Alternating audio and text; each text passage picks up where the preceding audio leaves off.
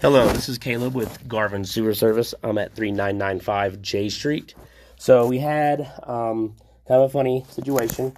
Toilet needs to be replaced and it was full of sewage. And they were having a backup in their floor drain. So we thought that the line needed to be cleaned from the sewer.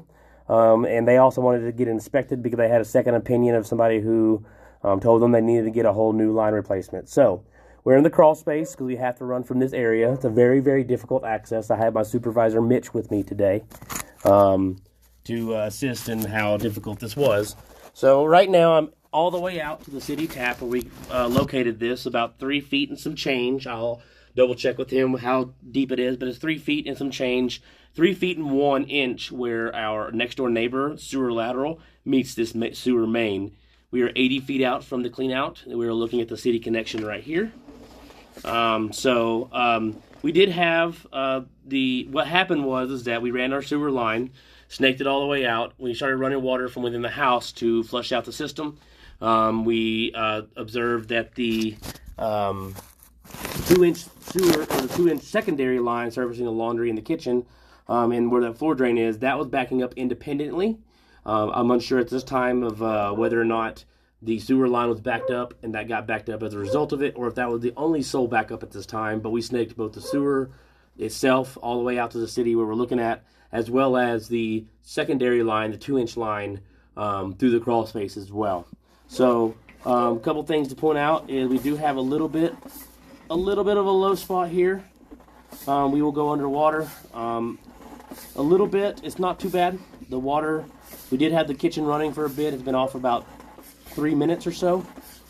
And as you can see, we're kind of under the water right now, so we'll note this. We've already located the sewer lateral, which we'll see in just a second, around the 60-foot mark.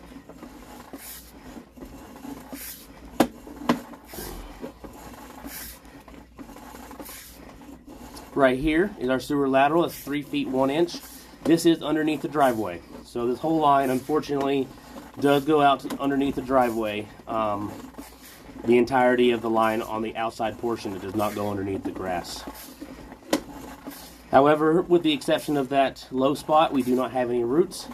We do not have any other things to be concerned about with the drain. The rest of the drain looks to be in good condition. The cast iron is surprisingly in really good condition, at least the sewer is. The 2-inch line, most of it's been replaced by ABS, but the last 4 feet is still cast iron. The existing cast iron that was cut out is still down here, and there's a lot of scale in there, so that's probably what caused the block, as well as micro food debris, as well as soap scum. So now we're within the crawl space right here. So that's our cast iron. We're now looking at cast. That was clay that we were just looking at.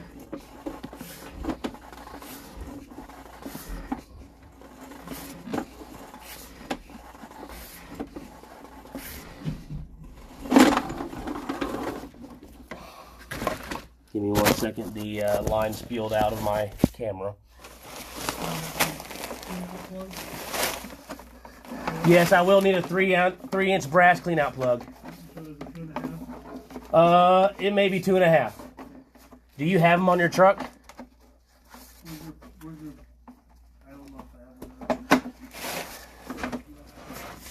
That is the brass cap that we had to knock out to get access, so we'll have to replace that. That is what we're discussing.